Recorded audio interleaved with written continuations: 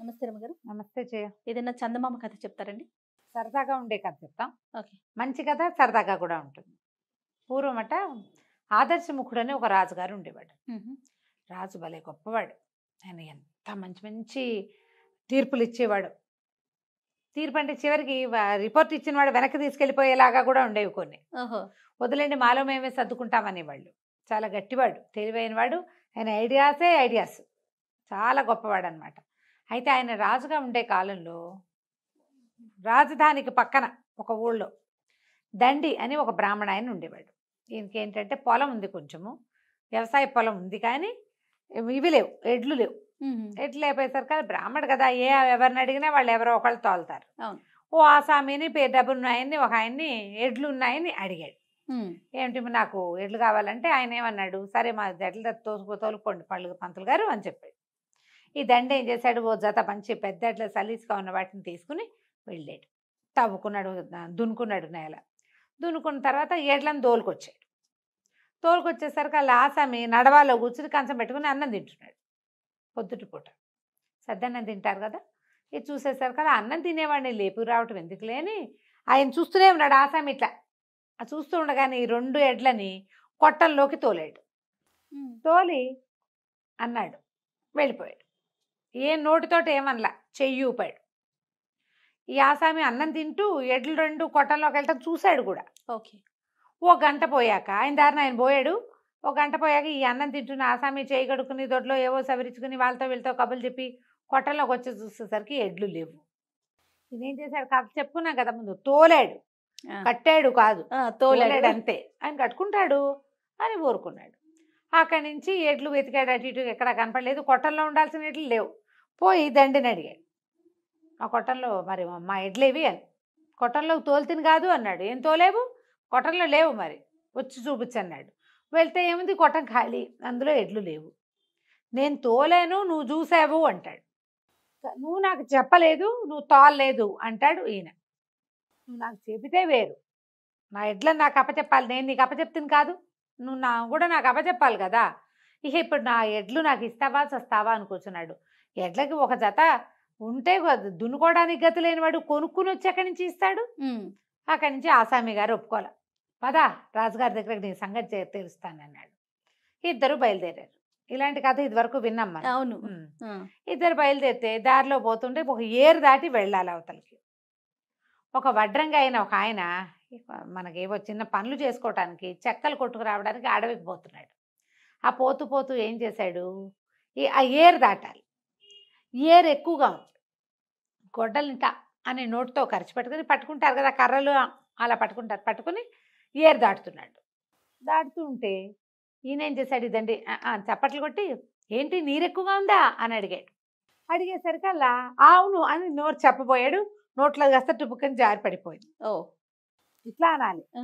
సమాధానం చెప్పబోయేసరికి అలా అంటున్నాడు. లేదు ఊలేదు, వెళ్ళైపోయింది గొడ్డలి నీళ్ళలో. ఏరు వడిగా ఉంది కదా, కొట్టుకుపోయింది. కొట్టుకుపోయేసరికి ఎవరెవరా బాపనాయన ఇంత పని చేసావు, నా గొడ్డలు నాకు తెచ్చి అన్నాడు. నేనేం చేశాను అయ్యా మధ్యలో అంటే, నువ్వు మాట్లాడిచ్చావు కాబట్టి నేను మాట్లాడా కాబట్టి ఇది కొట్టుకుపోయింది. ఇప్పుడు ఎవడు జవాబుదారీ, అంతే. తొలుత మాట్లాడిచ్చినవాడు కాబట్టి నువ్వే నాకు ఇవ్వాలన్నాడు. అనేసరికి ఇప్పుడు ఏం చెయ్యాలి, ఆసామి అన్నాడు, మేము ఎలాగో రాజుగారి దగ్గరికి తీర్పుపోతున్నావు, నువ్వు కూడా రా అన్నాడు. ఆ ఏరు దాటితే బోళ్ళంత గడ్డి గాదం బోళ్ళని కనపడుతున్నాయి.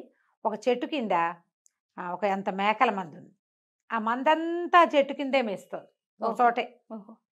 అయితే ఏమన్నాడు, బ్రాహ్మణానికి నోరు ఊరుకోదన్నమాట. నాకు మళ్ళీ పాపం ముందుకెళ్తూ, ఏరా అబ్బాయి ఎందుకురా నీ మేకలు ఇక్కడే మేస్తున్నాయి, అదంతా పైన బీడంతా బాగా పచ్చిక బీడు బాగుంది కదరా పైకి అంటే, ఏమోనండి ఏం చేసినా ఇక్కడే మేస్తాయి అయ్యగారు, ఎవరిని అడిగినా సమాధానం చెప్పట్లేదు, మీరు ఎక్కడికి వెళ్తున్నారు అన్నాడు.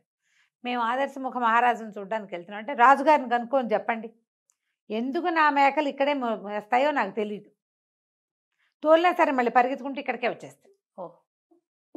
అక్కడంతా గడ్డి ఉంది బాగా, ఇక్కడ కొంచెమే ఉంది, అయినా సరే ఇక్కడే వేళ్లాడుతూ ఉంటాయి, అవి వెళ్ళవు. సరే బాగానే ఉంది. అక్కడి నుంచి ఇంకా కొంచెం ముందుకెళ్ళారు. వెళ్తే ఒక పెద్ద పాముల పుట్ట దగ్గర కొంచెం యువతలుగా నిలబడి ఇట్లా చూస్తున్నాడు దాంట్లోకేసి. వాళ్ళిద్దరు పక్కన ఒక ఆసామి ఒక వడ్రంగి ఇద్దరు ఉన్నారా, వాళ్ళు నోరు మూసుకుని నడుస్తున్నారు. ఈ భట్టి గారికి దండికి తోచదనమాట. ఏమిట్రా అబ్బాయి పొట్టలో చూస్తున్నావు అన్నాడు. అనేసరికల్లా ఈ పొట్టలో ఓ పాము ఉందండి, అప్పుడప్పుడు కాపాడుతుంది, కనపడుతూ ఉంటుంది. అయితే పొద్దున ఇందాక అది నేను ఇక్కడ చెట్టు కింద కూర్చుని పిల్లంగో ఊదుకుంటుంటే ఇందులో నుంచి వచ్చిందండి, పొట్టలోంచి జర జర జర జర పాకేసింది. ఒక గంట 2 గంటల తర్వాత వచ్చింది. అది ఇప్పుడు మళ్ళీ లోపలికి వెళ్ళబోయేటప్పుడు వెళ్ళటలేదండి, అది వెళ్ళలేకపోయింది. వచ్చేటప్పుడు సులువుగా వచ్చేసింది, వెళ్ళేటప్పుడు ఎందుకు వెళ్ళలేకపోతుందో తెలియదు. చచ్చిపోయింది అది వెళ్ళటానికి, ఎంతసేపు పట్టిందో దానికి ఎందుకో తెలియట్లేదండి, ఎవరినైనా అడగాలన్నాడు. అని మీరు ఎక్కడికి వెళ్తున్నారంటే రాజు దగ్గరికి వెళ్తాం. అయితే రాజుగారిని అడగండి, పాము బయటకు వచ్చేటప్పుడు వేగంగా వచ్చి లోపలికి వెళ్ళేటప్పుడు తేలిగ్గా ఎందుకు వెళ్ళలేకపోతుంది, ఎందుకు టైట్గా వెళ్తుంది. మంచి ప్రశ్నే. ఈ 4 ప్రశ్నలు పుచ్చుకుని పోయారు. 2 ఏమో తీర్పులు, 2 రెండేమో ఏమో ప్రశ్నలు. ప్రశ్నలు. తీరా వెళ్ళేసరికల్లా ఏమైంది, రాజుగారు సరే వీళ్ళందరినీ విచారించాడు. విచారిస్తే దండ ఏం చెప్పాడంటే, స్పష్టంగా ఎడ్లను నేను లోపల తోలానండి, నడవాలో కూర్చుని అన్నం తింటున్నాడు, అక్షరాలా చూశాడు. ఈయనేమంటాడు, నా చెప్పలేదండి అంటున్నాడు ఆసామి. అయితే ఈయన ఏమన్నాడు, ఆదర్శం ఒకటి తీర్పు చాలా బాగుంది, చూసి కూడా లేచి వచ్చి నీ ఎడ్లని కట్టుకోలేనందుకు నీ కళ్ళు పొడిపించేస్తా.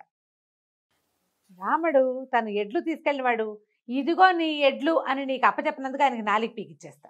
చెప్పు ఈ తీర్పు నీకు ఓకేనా అన్నాడు. ఈ తీర్పు నీకు ఓకేనా, రిపోర్ట్ వెనక్కి తీసుకుంటావా అనగానే ఆసామి అన్నాడు, ఈ తీర్పు వదిలేండి బాబు, తన బ్రాహ్మణానికి 4 ఒకటి కత్తిరిచ్చేస్తానంటే పోనీ ఓకే అనుకుందాము, మళ్ళీ 2 కళ్ళు పొడి చేస్తే కళ్ళు పొడిపించేస్తాడు, 4 పీకిచ్చేస్తానన్నాడు.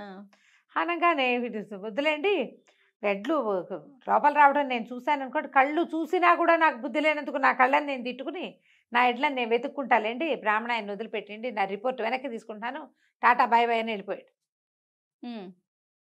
ఓకే, ఇప్పుడు 2వ వాడు ఉన్నాడు వడ్రంగి. బ్రాహ్మణ ఆయన మాట్లాడించడం వల్లే గొడ్డలి పోయింది. నీరు వడిగా ఉంది, అందుకే వీడు నోట్లో గొడ్డలు పెట్టుకుని నిదానంగా ఏరు దాటుతున్నాడు అని చూశాడు బ్రాహ్మడు. చూసినా కూడా అడిగాడు నిన్ను కదా, బ్రాహ్మడి కళ్ళు పొడిచేసేద్దాం, వాడి శిక్ష అయిపోయింది. ఇక నీ సంగతి ఏంటంటే, నీళ్లు వడిగా ఉన్నాయని తలూపి చెబితే సరిపోయేది, తలూపచ్చు, తలూపకుండా నోరు తెరిచి ఒకటి పళ్ళు పీకిచ్చేద్దాం నీవి, ఓకేనా అన్నాడు. వడ్రంగి వాడు అన్నాడు, ఎందుకు బాబు అంత కష్టం, పావల పెడితే గొడ్డలు వస్తుందండి, వద్దులేండి బ్రాహ్మణ ఆయన్ని నేను క్షమించేస్తాను, నేను రిపోర్ట్ ఇవ్వను అని వాడు వెళ్ళిపోయాడు. బాగుంది. ఇప్పుడు ఈ దగ్గర దండి దగ్గర 2 ప్రశ్నలు ఉన్నాయి, మేకలు అండ్ పాములు. ఈ మేకలు ఎందుకోనంటే ఒక చెట్టు కిందే మేస్తాయండి, అదొక పెద్ద నేరేడు చెట్టు, ఆ నేరేడు చెట్టు కిందే మేస్తున్నాయి. అవతల ఇంకా గడ్డి ఉంది కానీ ఆ గడ్డి మీదకి వెళ్ళవటం ఎప్పుడు ఇక్కడే మేస్తాయంటే ఆయన అన్నాడు, ఓహో ఆ దారిలో ఉన్న నేరేడు చెట్లు కాదు, సరే ఆ నేరేడు చెట్టు మీద పెద్ద బ్రహ్మాండమైన కొండ తేనెటీగల తేనె పట్టుంది, ఆ చుక్కలు కిందకి రాలుతుంటే ఆ తీపికి అలవాటు పడి మేకలు ఇంకో చోటకి వెళ్ళటం లేదు, వచ్చే వారం ఎలాగో చెట్లు కొట్టించేస్తానులే, ఆ మేకలు చచ్చినట్టు ఇంకో చోటుకి పోతాయి, తీపి కొత్త రుచి తగిలేసరికి వెళ్ళడం మానేస్తున్నాయి అన్నమాట మేకలు. వెళ్ళకుండా అక్కడున్న గడ్డే పిక్కు తింటూ ఉంటాయి, ఒక చోటే పడవు కదా, గాలికి చుక్కలు అటు ఇటు ఆ చెట్టు కిందే ఉన్నాయి. అక్కడి నుంచి ఇది కూడా అయిపోయింది, ఆ చెట్టు కొట్టించేస్తే మేకలు ఆ చెట్టు వదిలేసేసి వేరే చోటకి వెళ్తాయి, గడ్డున్న చోటకి, ఈ తీపి కాసిపడి ఇక్కడ ఉండకుండా ఉంటాయి. 4వది 2వ క్వశ్చన్, ఇక్కడ పాము బయటకు వచ్చేటప్పుడు ఆకలితోటి వస్తుంది, బక్క చిక్కిపోయింది, పొట్టలో ఆహారం అంతా అరిగిపోతుందా, బయటకు వచ్చేస్తుంది చకచక చకమని. అది వచ్చేటప్పుడు ఏం చేస్తుంది, ఒక 4 కప్పలనో ఓ 2 అడవి కోళ్లనో దేన్నో మింగేసి వస్తుంది, తినొస్తుంది, అందుకని లావుగా అయిపోతుంది, లోపలికి వెళ్ళేటప్పుడు ఆ కంతలోకి అందుకని వెళ్ళలేకపోతుంది. అంతే బాబు, బ్రెయిన్ పెడితే సరిపోయేది అని చెప్పాడు. ఈ 2 సమాధానాలు తీసుకుని 2 తీర్పుల గురించి నవ్వుకుంటూ ఆ దండి మళ్ళీ వెనక్కి నడిచెళ్ళి వెళ్తూ అక్కడ ఉన్నవాడికి, ఆ మేకల వాడికి ఆ కబురు, పాము దగ్గర ఉన్నవాడికి 2వ కబురు చెప్పి తన గ్రామానికి వెళ్ళిపోయాడు. కథ కంచికి మనం ఇంటికి. చాలా బాగుందండి. నమస్తే రమగారు. నమస్తే.